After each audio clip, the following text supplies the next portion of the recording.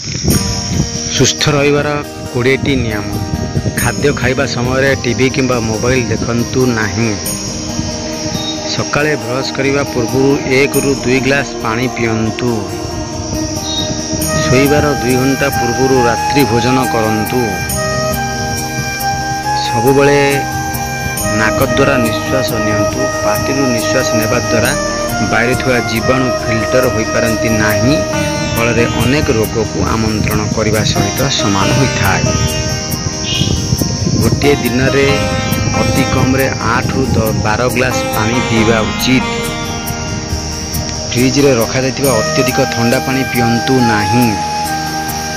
जदि बा पिउछंती तेबे खाद्य खाई सारिबा परे तुरंत चा पियंतु नाही। किछि समय परे पियंतु।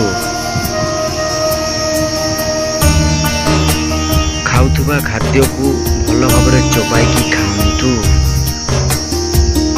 जो मानकर खाद्य हजम करिवार क्षमता कम से माने कंचा अमृतभंडा खाइबा उचित। दिन में किछि समय खाली पादरे भूमि चलवा उचित। एवं जदि आपण सबुज घास उपर खाली पादरे चलुछंती तेबे यह बहुत भल। सुस्थ रहिबा पई पर्याप्त निद अत्यंत गुरुत्वपूर्ण। आपण प्रतिदिन 6 ରୁ 8 घंटा सोइबा उचित। सुस्थ रहिबा पई टेंशन रु मुक्त रहिबा अत्यंत जरूरी। सकाळु खाली पेटरे चा कॉफी कोल्ड ड्रिंक्स मद्यपान मसलायुक्त खाद्य खातु नाही।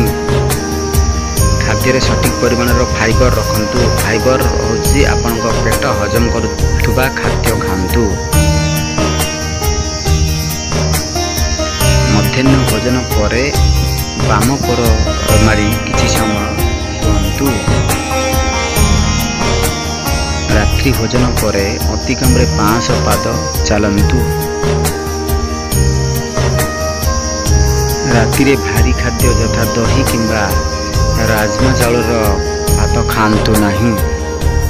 भोक लागिला परे ही खाद्य खातु। चीनी और लुण खाइबार मात्रा कम करंतु। दुकान बजार रे खाइबा अभ्यास को ह्रास करने को चेष्टा करंतु। आपन मंगल हम। आशा करुच्ची भिडियो आपको भल लगी। जदि भल लगी भिडियोटी को लाइक करी चैनल टी को सब्सक्राइब करने को अनुरोध।